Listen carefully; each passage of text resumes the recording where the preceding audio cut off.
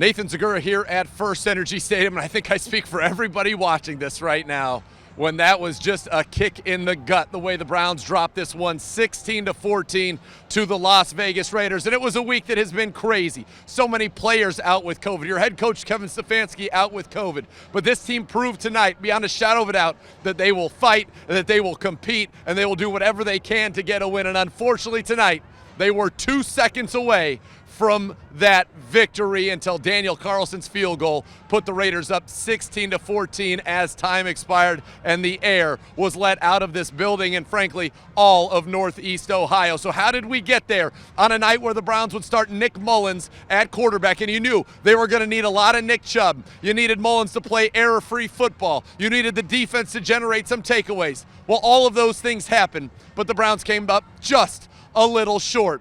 After taking the kickoff and receiving it on offense, the Browns moved down the field, but the drive stalled out. Then the Raiders would go the length of the field and score their only touchdown of the day on third down. It was Derek Carr finding Brian Edwards in the right corner of the end zone. The Raiders would be up 7-0. The Browns offense would struggle there. A lot of 3 and outs. Now, Mullins had a high completion percentage, but the ground game could not get anything going in the first half, and there were a lot of completions on third down short of the sticks, so the Browns would punt it back.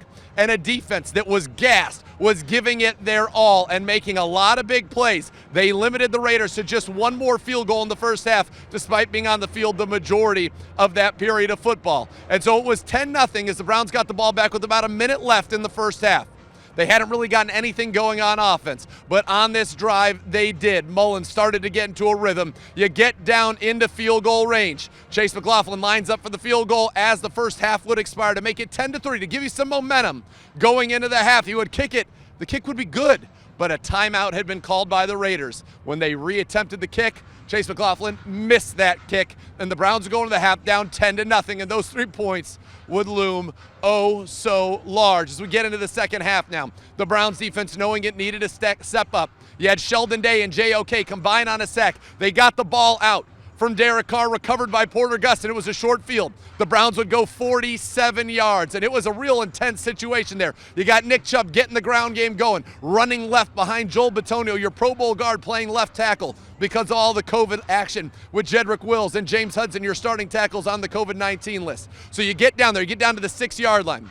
You think you have a touchdown on second down. David Njoku makes an incredible catch in the back of the end zone, but his heel was out of bounds. They called that down immediately. Touchdown off the board. Everybody got tense. And on third down, they go ahead and they run it left again. Behind Bitonio to Nick Chubb into the end zone. Touchdown Browns. So now it's 10-7. You're feeling good. You're right there.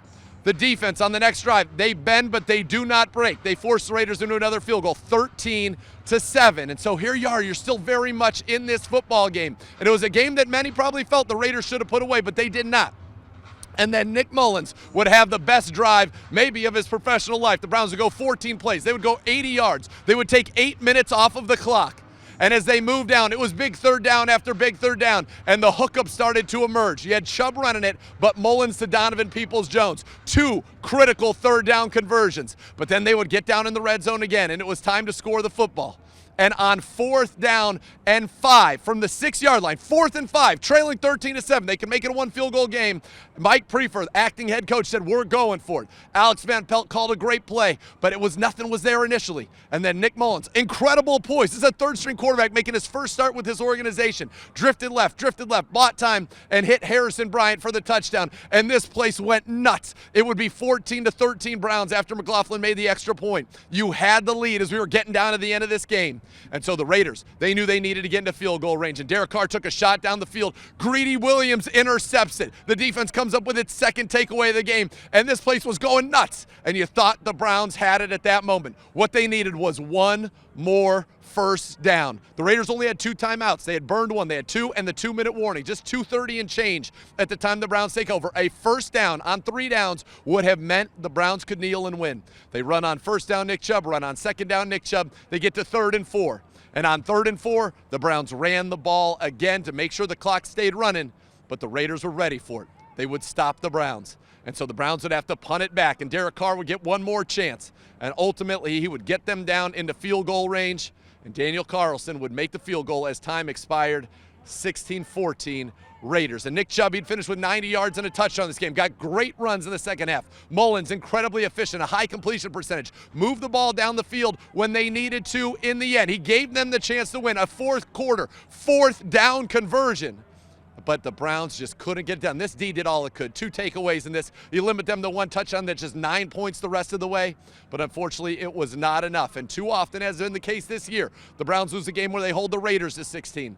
The Browns lose the game where they hold the Ravens to 16. The Browns lose the game where they hold the Steelers to 15. And those 3 probably the difference for the Browns right now, who are going to need some help and are going to need to go to Christmas and beat the Green Bay Packers at Lambeau Field before taking on the Steelers and Bengals to finish out the season. So close. This one hurts. There's no doubt about it. You were so close. You overcame. These guys were given everything. Guys who were hurt would go back onto the field and just try to do whatever they could to get the win. And you thought after that greedy pick that the Browns had it, and unfortunately, they did not.